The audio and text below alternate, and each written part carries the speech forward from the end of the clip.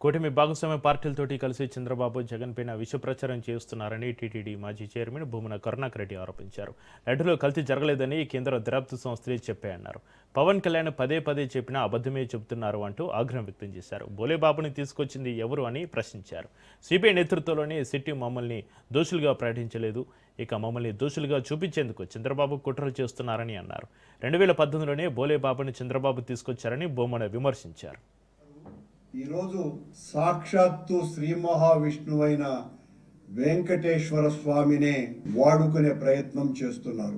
ఈరోజు వాళ్ళు పత్రికా సమావేశంలో మాట్లాడి చాలా నంగిగా ఆ నంగి మాటలన్నీ కూడా వింటూ ఉంటే వీళ్ళెంత ఇట్లా మారిపోయినారే, రోజు దాడి చేసినట్టు మాట్లాడే వాళ్ళు కాస్త ఒక్కసారిగా మెత్తగా మేము వాస్తవాలు ప్రజలకు తెలియజెప్పదలుచుకున్నాం అనే మాటలలోనే వాళ్ళ భయం కనపడుతుంది.